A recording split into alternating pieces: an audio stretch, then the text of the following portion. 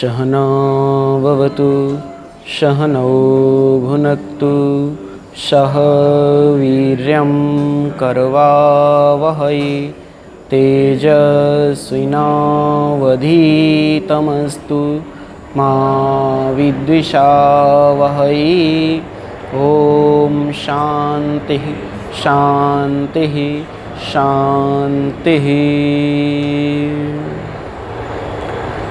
शंकरं शंकराचार्यं केशवं बादरायणं सूत्रभाष्यकृतौ वन्दे भगवन्तौ पुनः पुनः। ईश्वरो गुरुरात्मीति मूर्तिभेदविभागिने व्योमवद्व्याप्तदेहाय दक्षिणामूर्तये नमः। सदाशिवसमारम्भां शङ्कराचार्यमध्यमाम् अस्मदाचार्यपर्यन्तां वन्दे गुरुपरम्परां। श्रुतिस्मृतिपुराणानाम् आलयं करुणालयं नमामि भगवत्पादं शङ्करं लोकशङ्करम्। ॐ पार्थाय प्रतिबोधितां भगवता नारायणेन स्वयं व्यासेन ग्रथितां पुराणमुनिना मध्ये महाभारतम्।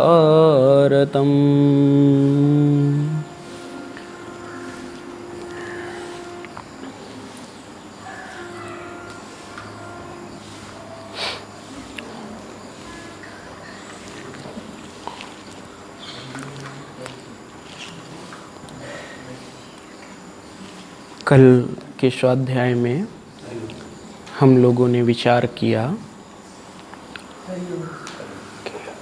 अर्जुन जो शोक और मोह से ग्रस्त है, जो शोक से युक्त है, ऐसा साधक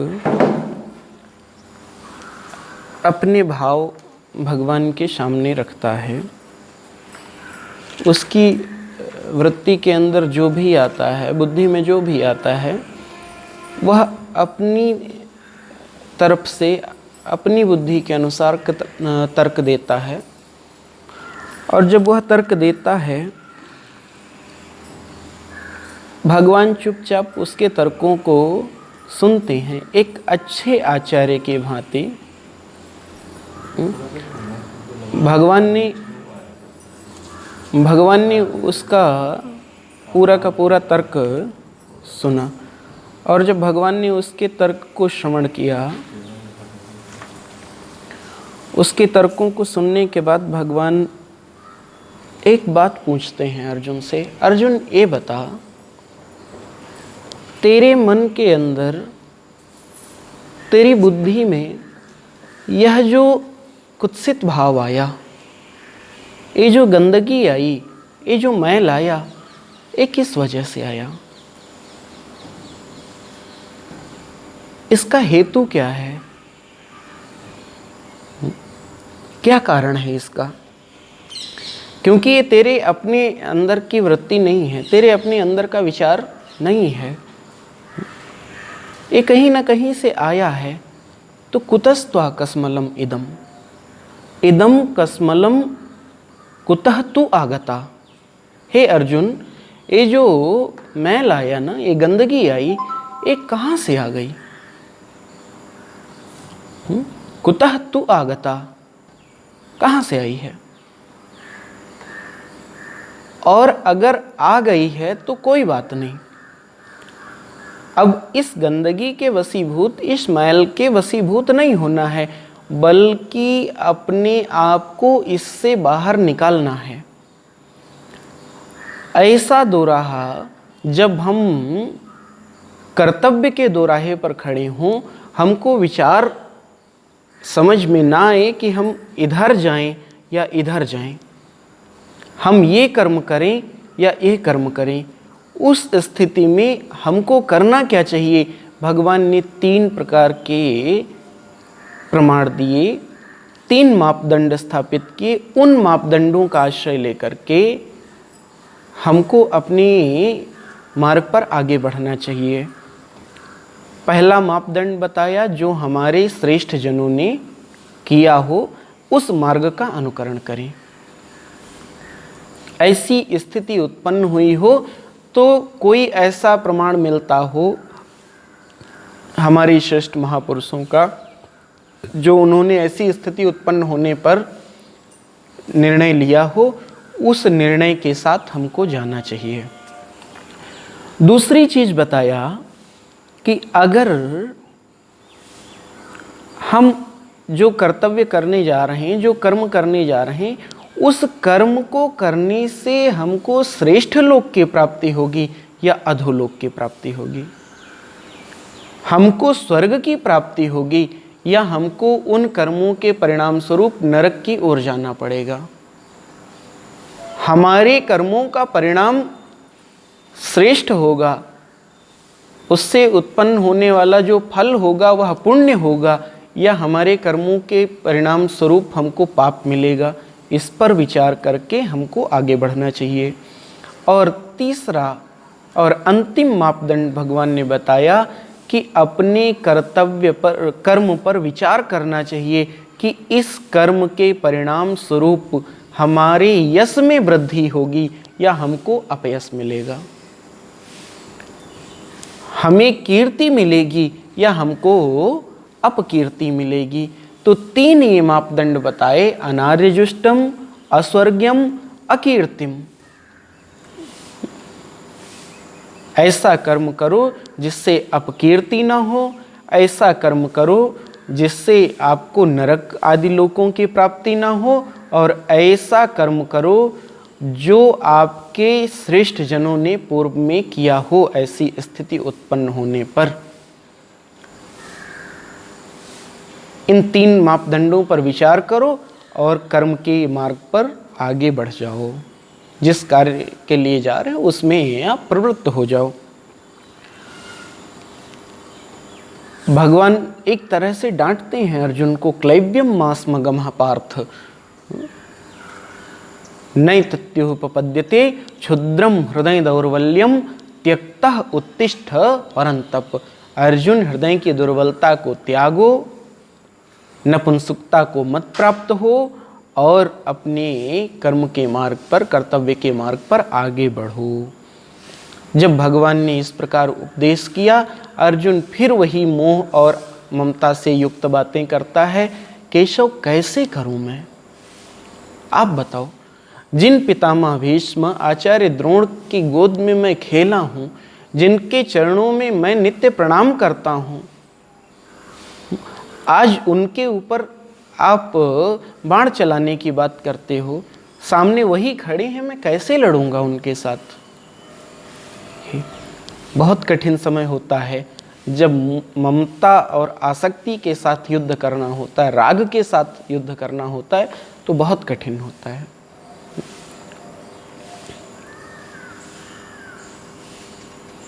कैसे लड़ूं? और अपने तर्क देने के बाद अंत में अर्जुन भगवान की शरणागति लेता है। कहता क्या है? कार्पण्य दोषो अपहृत स्वभावः प्रक्षामि त्वाम धर्म सम्मूढ़ चेता यत् श्रेयः स्यात् निश्चितं ब्रूहि तन्मे शिष्यस्तेहं शाधिमां त्वाम प्रपन्नम। श्लोक संख्या 7। कार्पण्य दोषः अपहृत स्वभावः। प्रभु, मेरे मन के अंदर एक दोष आ गया है, जिस दोष का नाम है कार्पण्य दोष। कार्पण्य दोष माने कृपणता नहीं, आप सामान्य भाषा में कहते हैं ना, कृपणता रूपी दोष। कृपणता नहीं, कृपणता का मतलब आप कहोगे कंजूसी। कार्पण्य दोष क्या है? तो कार्पण्य दोष का मतलब है हमारे पास 10 श्रेष्ठ चीजें हैं और उनमें जो सबसे हल्की चीज है, जो सबसे निकृष्ट चीज है, उसका चयन कर लेना और उसका चयन करके बाकी की जो श्रेष्ठ चीजें हैं उनका परित्याग कर देना। कभी कभी लोगों में दिखाई पड़ता है, लोग करते क्या हैं, छोटी सी चीज को बचाने के लिए, अब ये सामने वाले के बौद्धिक धरातल पर निर्भर करता है, लोग क्या करेंगे, थोड़ा सा नुकसान बचाने के लिए कभी कभी हजारों का नुकसान कर देते हैं। 10 रुपए बचाने के लिए 100 रुपए छोड़ देंगे। अब वो विचार ही नहीं कर पाते हैं कि इस से हमारा कितना नुकसान होने वाला है। अगर ऐसी स्थिति आपके मन के अंदर उत्पन्न होती है, उसी दोष का नाम है कार्पण्य दोष। अक्सर सबके जीवन में होता है, हमारे सबके जीवन में दिखाई पड़ जाता है। कभी कभी घर में 10 फल रखे हैं एक टोकरी में, 10 में से 9 ठीक ठाक हैं, जो 10वां है उसमें थोड़ा सा दाग है, थोड़ा दागी है ना। क्या करते हैं, जो ठीक ठाक हैं उनको रख देते हैं, यही तो होता है। और जो थोड़ा सा जिसमें दाग है, जिसमें थोड़ा सा धब्बा है, वो धब्बा निकाल के उसको काट के उसी को खा लेते हैं। बोले जो श्रेष्ठ है उसको छोड़ दिया ना। आपने पकड़ा किसको, तो कहा आपने एक निकृष्ट को पकड़ा, बाकी के जो 9 श्रेष्ठ हैं उनको छोड़ दिया।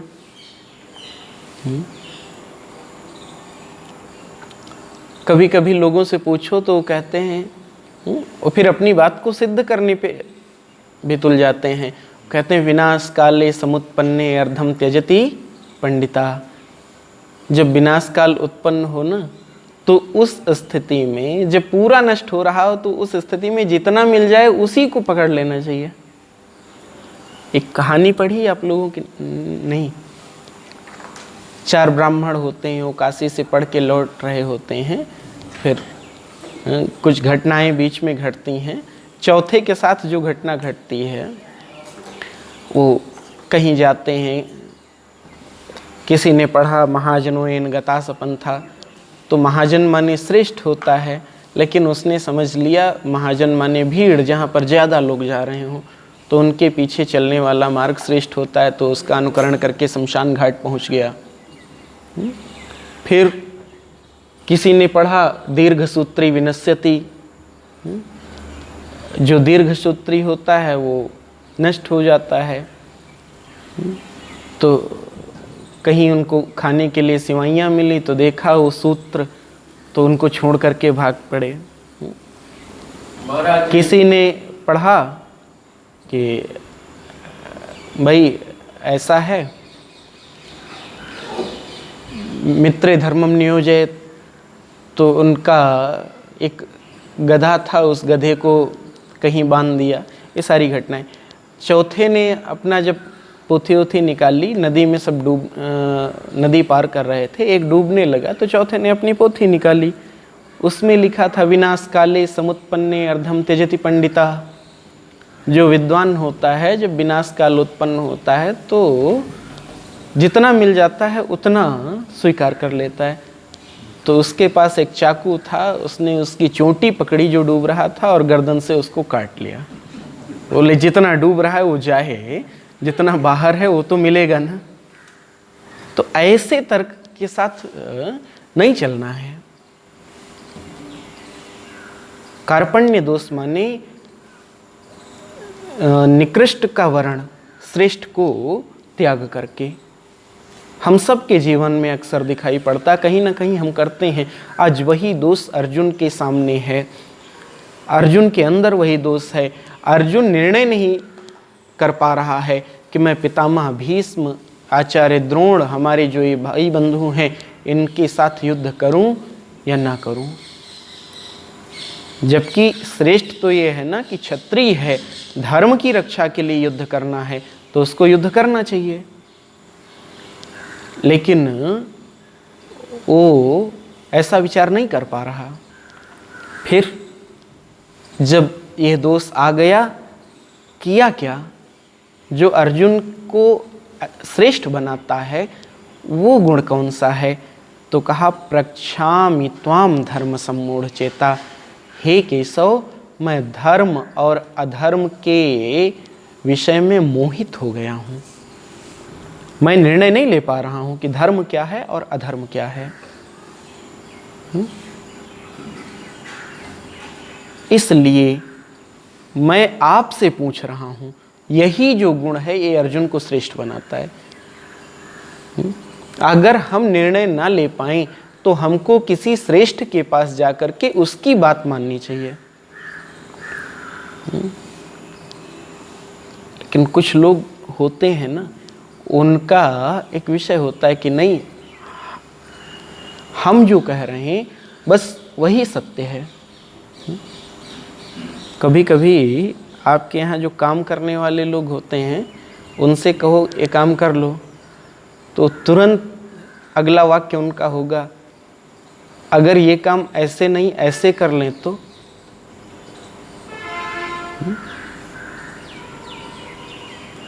आप उनको कोई तरीका बताओ, बोले इस तरीके से नहीं इस तरीके से कर लें तो। अरे कम से कम इतना ही अगर तुम समझदार होते तो जहां मैं हूं वहां तुम बैठे होते। तो या तो समझदारी दिखाओ या फिर हम जैसा बता रहे हैं वैसा कर लो। नहीं, अपनी बुद्धि है क्या? बोले किसी श्रेष्ठ के पास जाकर के, आचार्य के पास जाकर के पूछो। धर्म सम्मूढ़ चेता, धर्म और अधर्म दोनों में क्या अंतर है, मुझे किस तरफ जाना चाहिए, मैं निर्णय नहीं ले पा रहा हूँ।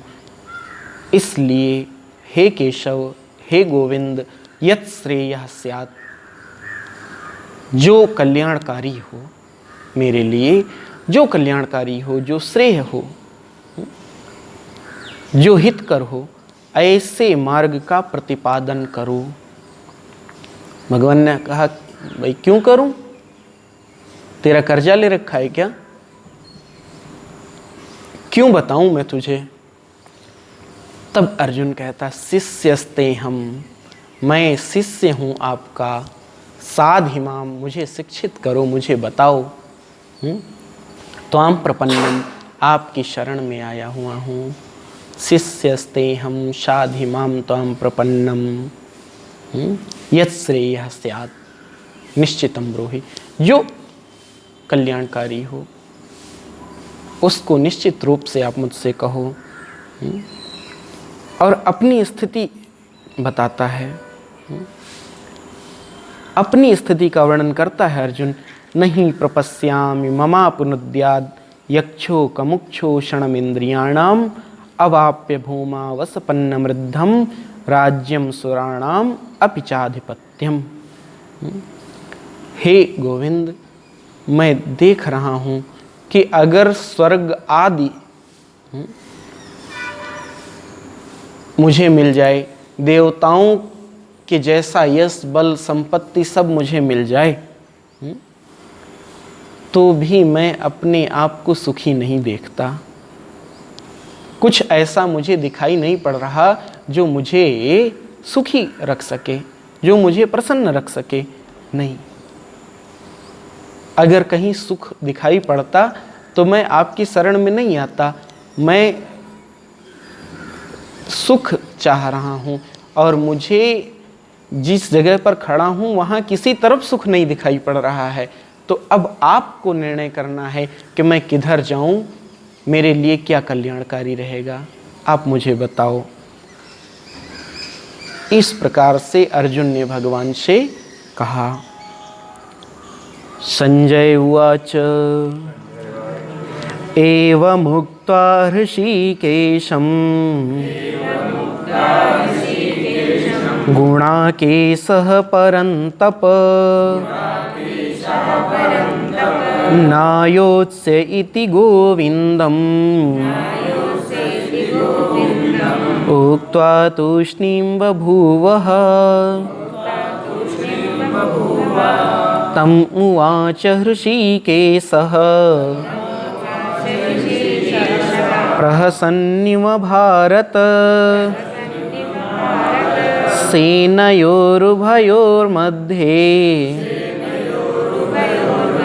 विसीदन्तमिदं वचः।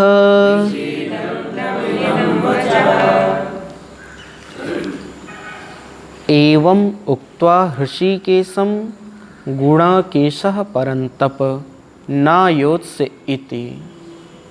अर्जुन ने सीधे सीधे कह दिया, केशव युद्ध नहीं करूंगा, बाकी जो बताना है वो बताओ, युद्ध नहीं करूंगा। नायोत्स्य इति, युद्ध करने के लिए मत कहना। हाँ? सीधे लिखा है ना, नायोत्स्य इति, मैं युद्ध नहीं करूंगा। वहीं दोनों सेनाओं के मध्य में जहां पर रथ खड़ा था, ऐसा भगवान से कह करके अर्जुन बैठ गया। और जब कभी कोई मरीज चिकित्सक के पास आता है ना, वो कहता है डॉक्टर साहब कुछ बता दो लेकिन इंजेक्शन नहीं लगवाऊंगा। कोई छोटा बच्चा होता है, उसको माँ बाप लेके आते हैं, तो जैसे ही अस्पताल दिखाई पड़ता है वो बाहर से ही रोने लगता है, सुई नहीं लगवाऊंगा, सुई नहीं लगवाऊंगा। तो माँ बाप बड़े प्यार से उसको कहते हैं नहीं कोई बात नहीं, मीठी वाली गोली दिलवा देंगे, डॉक्टर साहब से कह के मीठी वाली गोली दिलवा देंगे। और जाते हैं, उसको डॉक्टर साहब के सामने बिठाते हैं, डॉक्टर साहब से कहते भी हैं कि डॉक्टर साहब सुई मत लगाना, इनको मीठी वाली गोली दे देना। तो डॉक्टर साहब भी समझ जाते हैं पूरा माहौल, पूरा भाव, तो वो भी बड़े प्यार से हंसते हुए यही कह देते हैं, ठीक है सुई नहीं लगाऊंगा, जैसा तुम कहोगे वैसा करूंगा, सुई नहीं लगाऊंगा, मीठी वाली गोली दे दूंगा, उससे तुम्हें फायदा हो जाएगा। यही तो कहते हैं। और चुपके से उसको लिटा करके जो इंजेक्शन जरूरी होगा ना उसके लिए वही लगा देते हैं। लेकिन पहले उसका भय दूर करते हैं ना, पहले उसके अंदर वो जो रो रहा है, जो दुखी है, उसका दुख दूर करते हैं। तभी तो प्यार से कहते हैं ठीक है सुई नहीं लगाऊंगा। बिल्कुल भगवान ने उसी चिकित्सक की तरह अर्जुन के साथ व्यवहार किया है। अर्जुन कहता है नायोत्स्य इति गोविंदम, कृष्ण मैं युद्ध नहीं करूंगा। भगवान ने कहा कोई बात नहीं, मत करना। तम उवाच हृषीकेश प्रहसन्यो भारत, मुस्कराते हुए भगवान ने कहा, दोनों सेनाओं के मध्य में जहां पर रथ खड़ा है वहां पर अर्जुन बैठा हुआ है, भगवान खड़े हो जाते हैं उसके सामने, और भगवान ने अर्जुन से बहुत प्यार से कहा मुस्कराते हुए, अर्जुन एक बात बता,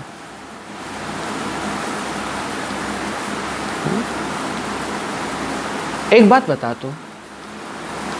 अर्जुन ने कहा हाँ केशव पूछो, गोविंद पूछो। भगवान ने कहा तू किसके लिए शोक कर रहा है?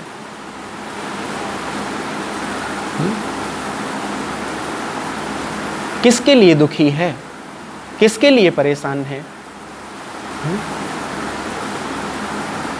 जिनके लिए शोक नहीं करना है उनके लिए।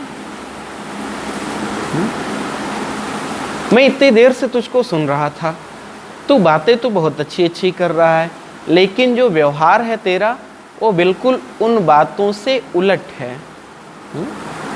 लोग पढ़ते हैं। श्री भगवानुवाच अशोच्यानन्वशोचस्त्वं प्रज्ञावादांश्च भाससे गतासून गतासूंश्च नानुशोचन्ति पंडिता।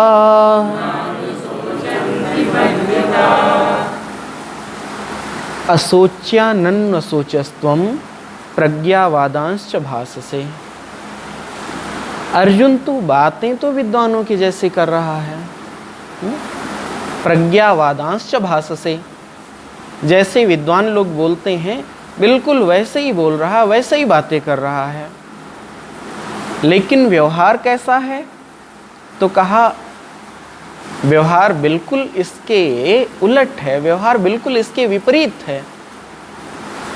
अशोच्यानन्वशोचस्तुम, जो शोक ना करने योग्य हैं उनके लिए शोक कर रहा है।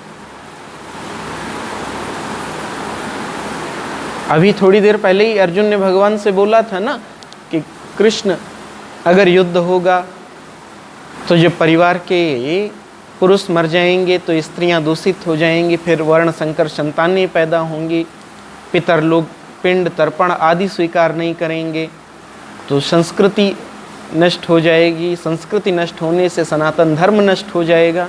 ये सारी बातें अर्जुन ने कही।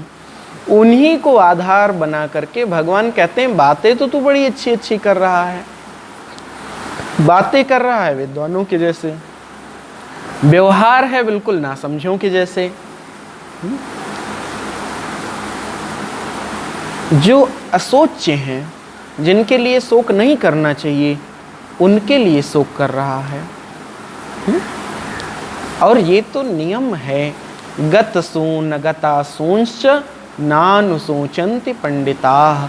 जो विद्वान होते हैं, जो समझदार लोग होते हैं, वो जो नष्ट हो चुके हैं या जो आगे पैदा होंगे उनके लिए कभी शोक आदि नहीं करते। गतसून गतासूंश्च नानुशोचन्ति पंडिताः। अगर भौतिक दृष्टि से देखा जाए तो थोड़ा सा देख लेते हैं, भाष्य देख लेते हैं। पितामह भीष्म आदि का जो व्यवहार है वो कैसा है? तो कहा वो सदाचारी हैं, उनका व्यवहार भी श्रेष्ठ है। तो कहा न सोच्या असोच्या भीष्म द्रोण आदयः सद्वृत्तत्वात् परमार्थ रूपेण च नित्यत्वात् तान असोच्यान। क्यों असोच्य हैं ये लोग? क्यों इनके लिए शोक नहीं करना चाहिए? तो कहा पहली चीज, अगर आप इनके शरीर को देखते हो तो शरीर की दृष्टि से ये बहुत सदाचारी लोग हैं, इनका व्यवहार श्रेष्ठ है। तो श्रेष्ठ व्यक्ति के लिए कभी शोक नहीं किया जाता। और फिर अवस्था की दृष्टि से भी देखो ना, तो पितामह भीष्म की अवस्था क्या है? कितने बड़े हैं? हमारे यहाँ तो पता नहीं इधर होता है कि नहीं होता, लोगों की तरफ होता है जब कोई बुजुर्ग जिसके पोते परपोते तक हो गए हैं, 90-95 वर्ष की अवस्था हो गई, जब वो मरता है तो उसके में लोग बाजा वाजा बजवाते हैं, बाजा बजाएंगे और जब उसको लेके जाएंगे तो सब लुटाते हुए, टाफी वाफी लुटाते हुए सब लेके जाते हैं, मखाना और दुनिया भर का, खूब अच्छे से उसकी अर्थी वगैरह सजाते हैं।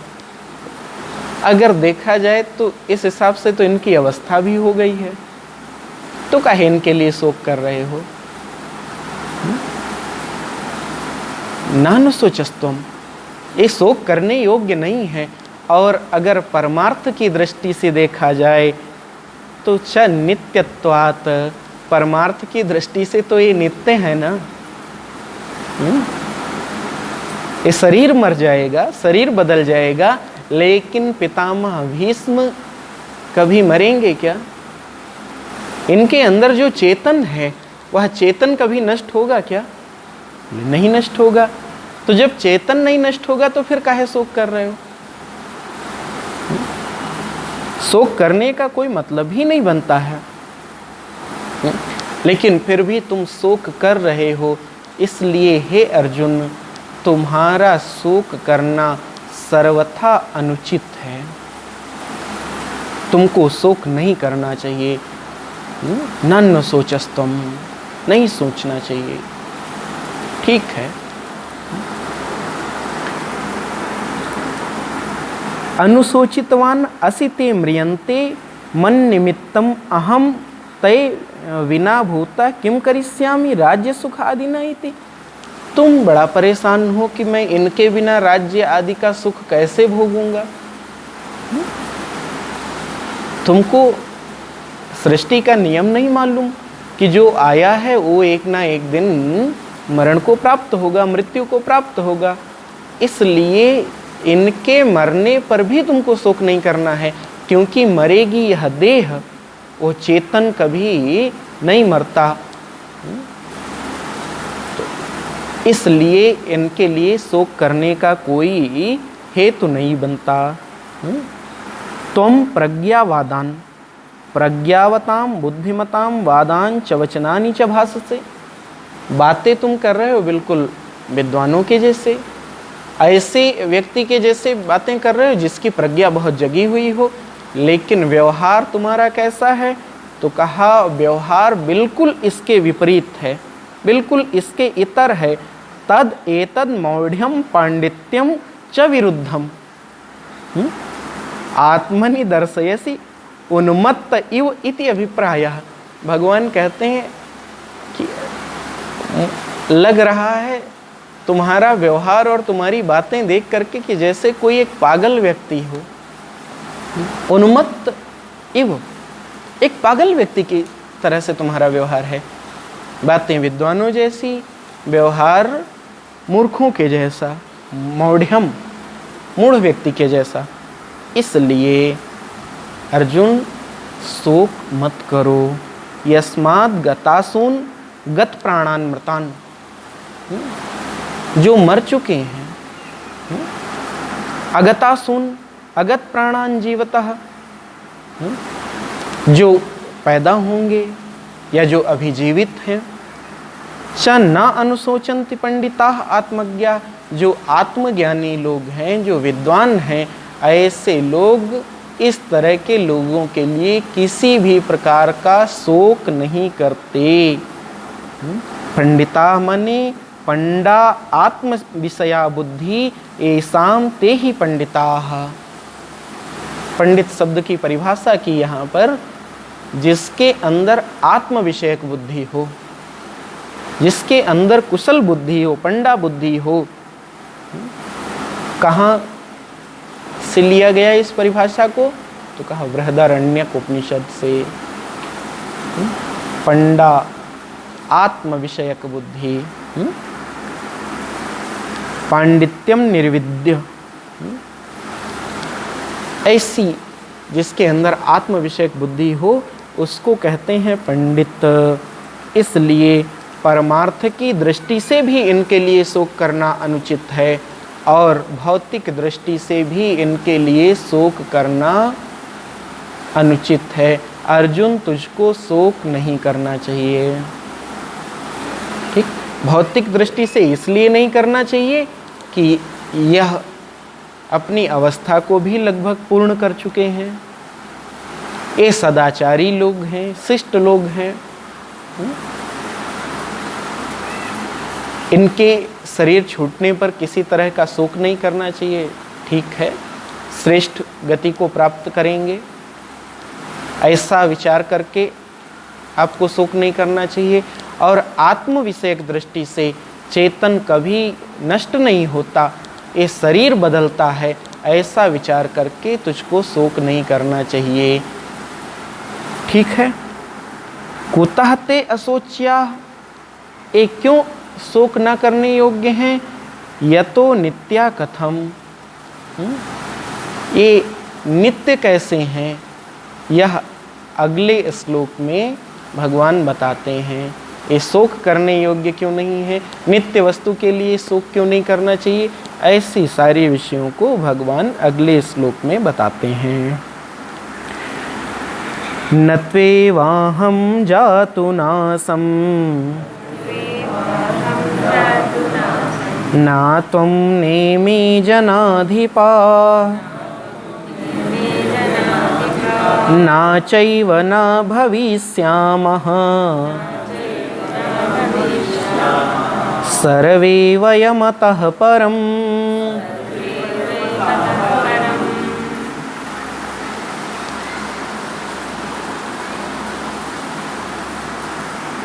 न तु एव अहम न तु इमे जनाधिपाः नाशम न तु एव अहम न तेरा ही नाश होगा न अहम न ही मेरा नाश होगा। अगर तुझको ये लगता है कि नहीं मैं कल था आज हूँ और कल नष्ट हो जाऊंगा, तो अर्जुन यथार्थ तो ये है कि न तू किसी काल में था न तो किसी काल में होगा, लेकिन तू था भी और होगा भी।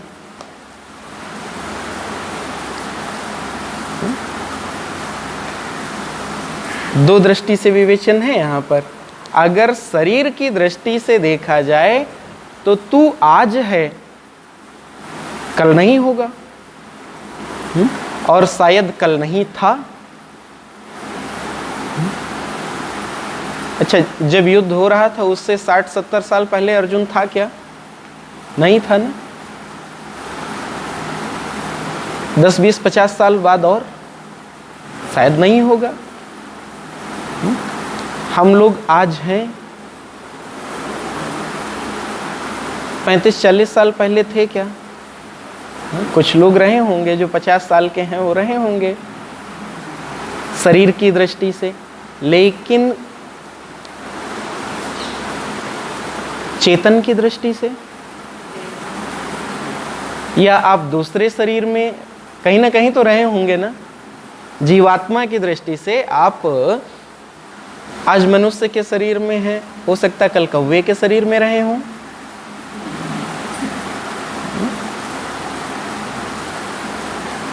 कल हो सकता है किसी और शरीर में जाएं। अगर इस दृष्टि से विचार करते हैं,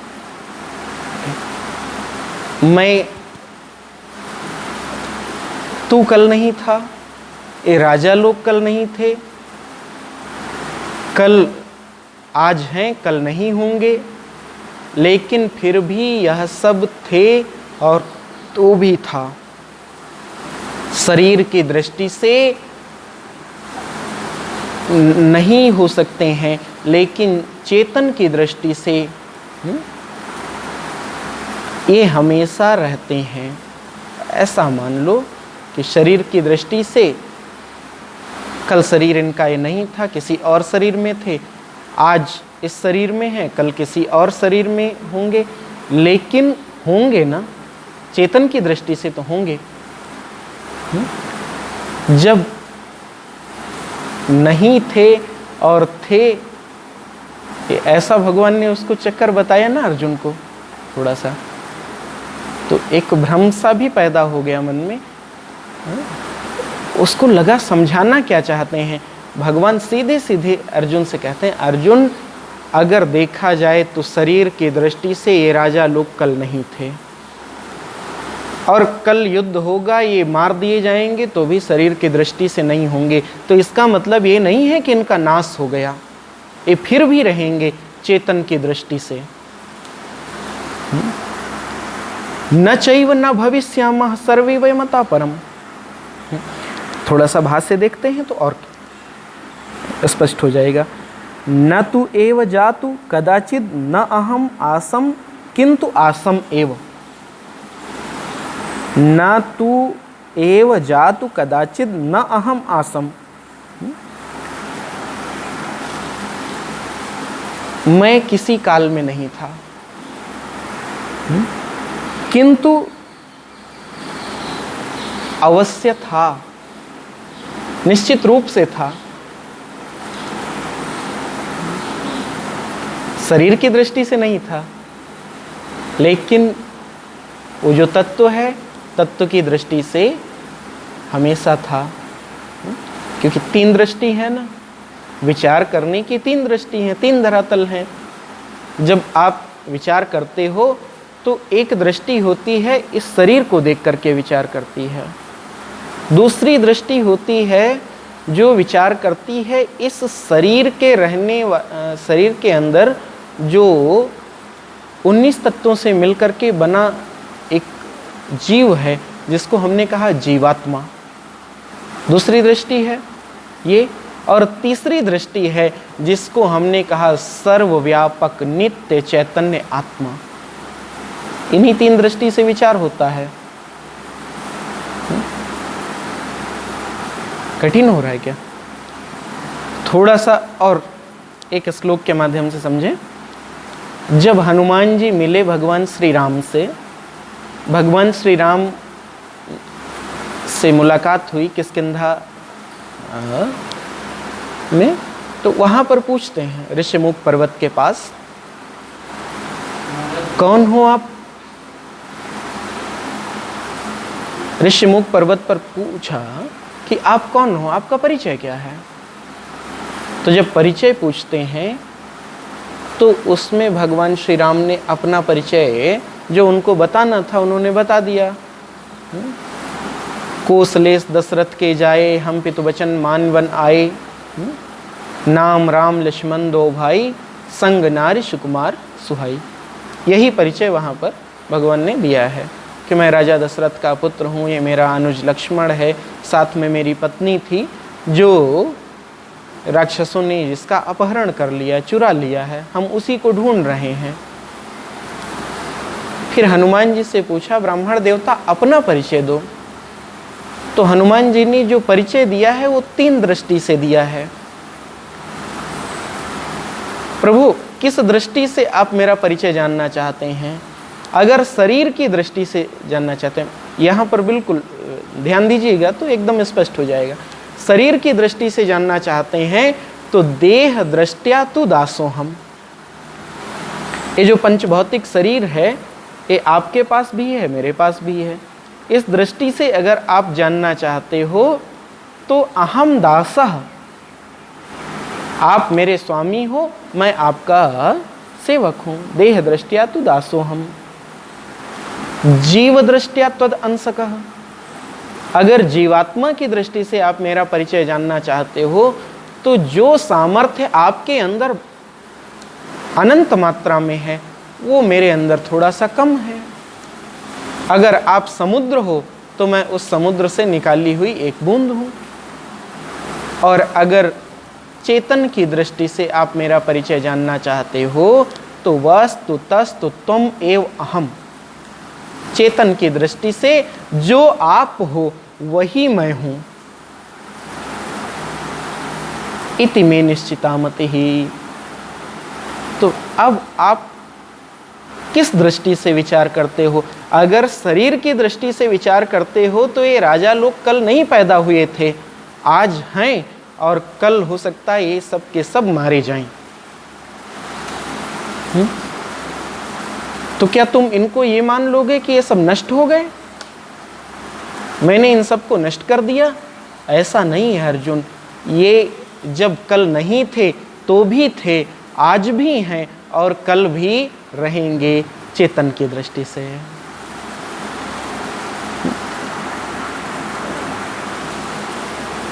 यही सारे लोगों के साथ लागू कर लो, मेरे साथ भी लागू कर लो, अपने साथ भी लागू कर लो, सबके साथ यही कर लो।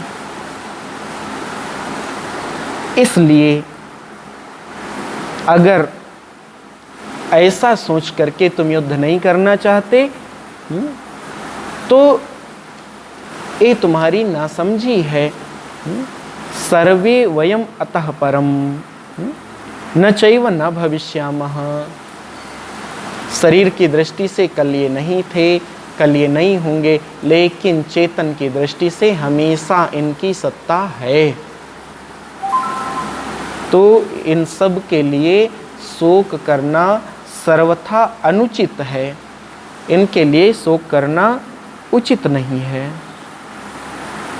कैसे कैसे परिवर्तन होता है, तो उसके लिए पुनः अगले श्लोक में भगवान कहते हैं, देहिनोऽस्मिन् यथा देहे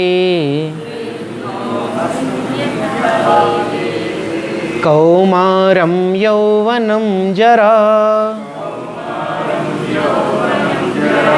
तथा देहान्तरप्राप्तिः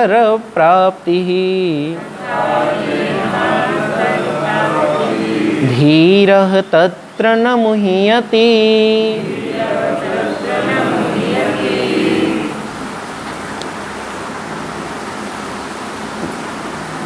देहिनो अस्मिन् यथा देही, एक हो गई देह और दूसरा हो गया देही। देह कौन? जो ये दिखाई पड़ रहा है। और देही कौन?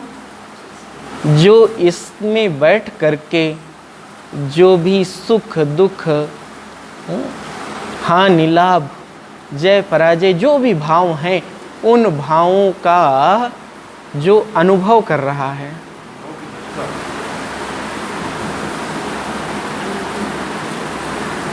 अब आप देखो, एक जो इस शरीर में रहने वाला देही है, कैसा? देहा अस्य। अब समझो, दृष्टा और अनुभव करने वाला दोनों में अंतर है। यहाँ पर हर जगह दृष्टा नहीं चलेगा। देही कौन है? तो कहा देहा अस्य अस्ति इति देही। जिसका ये देह है, जिसने इस देह को अपना मान लिया, वो देही है। देह को अपना मान करके बैठा, वही देही। जो इस आश्रम को अपना मान करके बैठा, वो आश्रम वाला। जो घर को अपना मान करके बैठा, वो गृहस्थ है ना। तो वैसे ही जो इस देह को अपना मान करके बैठा, हाय देखो मेरा चेहरा कितना सुंदर है,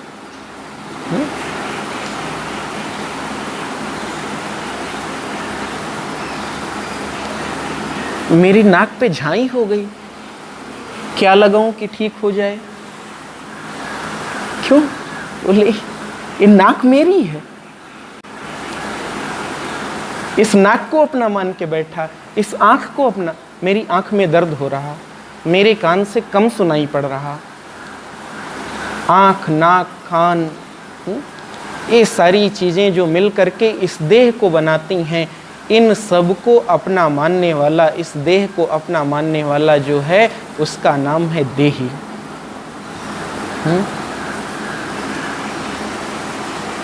जो देह को अपना कहता है, मेरा देह, मेरा शरीर, मेरा हाथ, मेरा पैर, ऐसा बोलता रहता है। अस्मिन् वर्तमान देहे यथा येन प्रकारेण कौमारम कुमार भावः, बाल्यावस्था, यौवनम यूनो भावो मध्यमावस्था, जरा वयोहानि जीर्णावस्था इति एता तिस्रः अवस्था अन्योन्य विलक्षणा। इस देह की मूल रूप से 3 अवस्थाएं कही गई। कौन कौन सी? बोले सबसे पहली अवस्था है जिसको हमने कहा कौमार्य अवस्था, जो बचपन होता है, कुमार भाव। फिर धीरे धीरे उसकी अवस्थाओं में परिवर्तन हुआ, हार्मोनल चेंज हुआ, सारी चीज़ें, दाढ़ी मूछ निकल आई, थोड़ा सा उसका शरीर विकसित हो गया, तो आपने कहा यौवन, अब जवानी आ गई, अब बड़ा हो गया, जवान हो गया, तो अवस्था परिवर्तन हुआ ना। अच्छा, जिसकी अवस्था में परिवर्तन होता है, उसको कभी लगता ही नहीं कि हम बड़े हो रहे हैं। आदमी मानने के लिए तैयार नहीं होता कि मैं बूढ़ा हो रहा हूँ।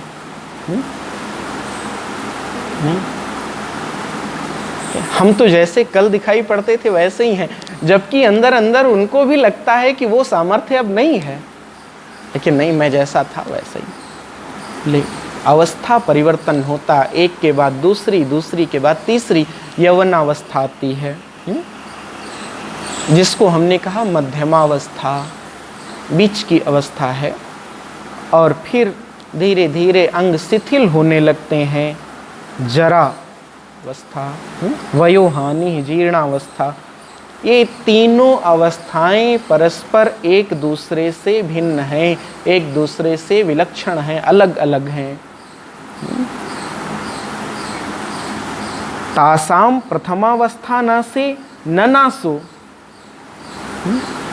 अच्छा, उसमें पहली अवस्था नष्ट हो जाए तो आप क्या कहोगे कि अरे मैं तो नष्ट हो गया। एक साल बीतता है तो बड़े खुशी से केक लेके आते हो आप, उस पर उतनी मोमबत्तियां लगाते हो, जलाते हो, बुझाते हो, फिर काटते हो, बड़ी खुशी मनाते हो कि मैं 15 साल का हो गया, मैं 20 साल का हो गया। अरे साहब, ये नहीं मालूम है कि 1 साल कम हो गया। खुश होते हो ना एक अवस्था से। अच्छा, बच्चा छोटा होता है, जब बड़ा हो जाता है तो माँ बाप दुखी होते हैं क्या? वो तो कहते हैं अब मेरा शेर तैयार हो गया, अब मेरा सहारा हो गया, मैं नहीं हूँ तो जाके सब्जी खरीद लाएगा, एक काम करवा लाएगा। बड़े खुश होते हैं। रोते क्यों नहीं हो? क्योंकि एक अवस्था तो नष्ट हो गई ना, जो बाल्यावस्था थी वो नष्ट हो गई। शोक करना चाहिए। बोले नहीं साहब, ये तो अवस्था बदली है, इसलिए शोक नहीं करता हूँ। इसमें तो प्रसन्नता होनी चाहिए, खुशी मनानी चाहिए। फिर युवावस्था से धीरे धीरे वृद्धावस्था की ओर आए। आदमी कहता अब हाथ पांव शिथिल होने लगे, थोड़ा सा अंग शिथिल होने लगा है, अब जितना काम उनसे पहले होता था अब नहीं होता। पहली अवस्था नष्ट होती तब दूसरी अवस्था आती, दूसरी नष्ट होती तीसरी आती है।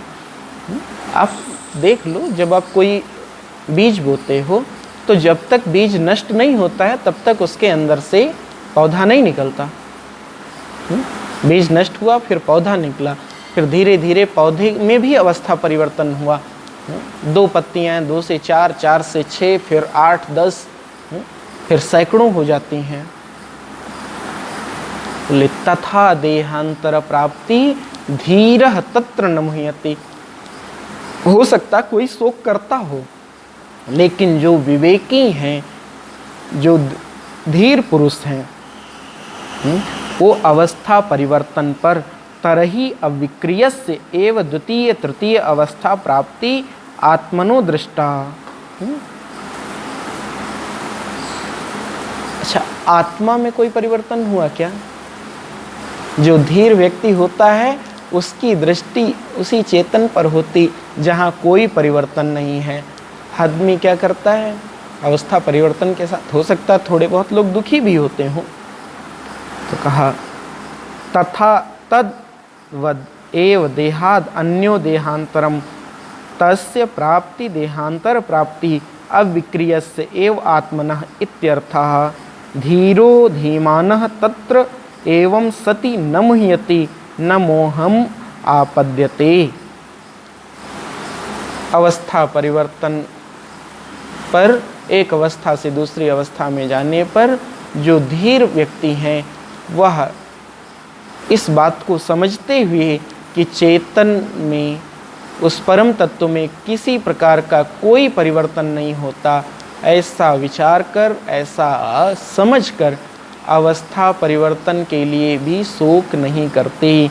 धीरः तत्र न मुह्यति। उसके लिए भी उनके जीवन में कोई शोक नहीं होता है। अच्छा, एक अवस्था परिवर्तन को लेकर के शोक होता है, शरीर के नष्ट होने पर शोक होता है। कभी कभी ऐसा होता है कि जीव परिस्थिति के वशीभूत हो जाता है। अनुकूल परिस्थिति हुई तो अपने आप को बड़ा सुखी मानने लगता है, और थोड़ा सा प्रतिकूलता आई तो बहुत दुखी हो जाता है। भगवान अगले श्लोक में कहते हैं कि ऐसी स्थिति में भी सुखी दुखी नहीं होना है। अनुकूल अवस्था में भी सामान्य रहो और प्रतिकूल अवस्था में भी सामान्य रहो। अगले श्लोक में भगवान ऐसा उपदेश करते हैं, हम लोग कल विचार करेंगे। आज यहीं तक।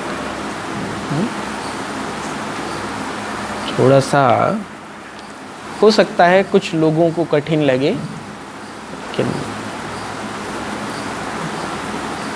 खैर जैसा भी है। तो